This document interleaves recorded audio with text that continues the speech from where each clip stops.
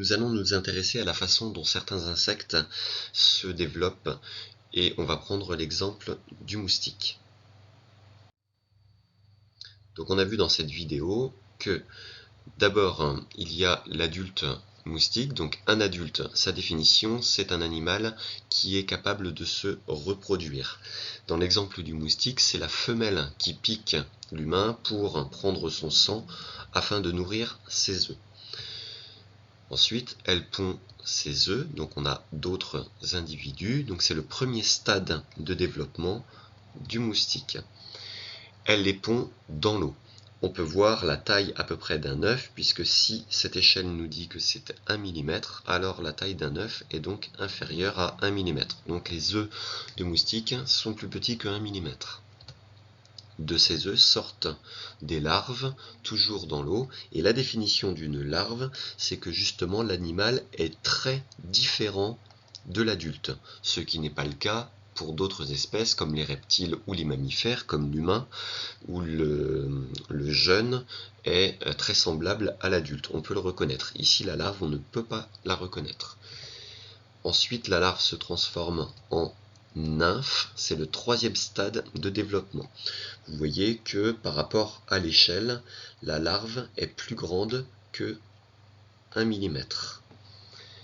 Ensuite, de la nymphe va sortir l'adulte qui lui va se retrouver dans l'air. Ainsi, il va pouvoir se reproduire et donc on recommence le cycle. On met toujours un titre et ici c'est le cycle de vie ou le cycle de développement du moustique. On peut voir que les 3 stades ici se développent dans l'eau. C'est la raison pour laquelle nous, en général, on ne voit l'été que les adultes. Vous connaissez d'autres animaux qui ont le même cycle de développement. Le plus connu, c'est le papillon. Le papillon adulte qui est capable de se reproduire, donc un mâle et une femelle. La femelle va pondre des œufs qui sont beaucoup plus petits que 1 mm. Des œufs sortent une chenille. Donc la chenille, c'est l'équivalent de la larve. Ensuite, la chenille va se transformer en nymphe, plus connue sous le nom de chrysalide ou de cocon. Et de la nymphe va sortir le papillon, donc en fait c'est l'adulte. Cette étape-là s'appelle la métamorphose. La métamorphose, c'est le passage de la larve à l'adulte. Ça signifie un très grand changement. Donc ici, le cycle de vie du papillon.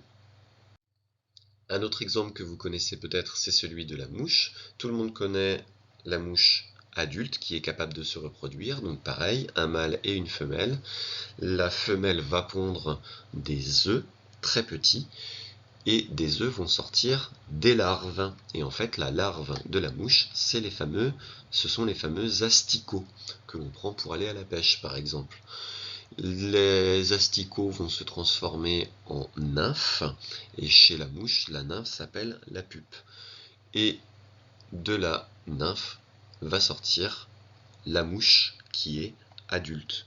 Donc en réalité, quand on a des petites mouches et des grandes mouches, la petite mouche n'est pas le bébé de la grande mouche. En fait, la taille des mouches, c'est en fait une différence d'espèces. Il y a des espèces petites mouches et des espèces grandes mouches.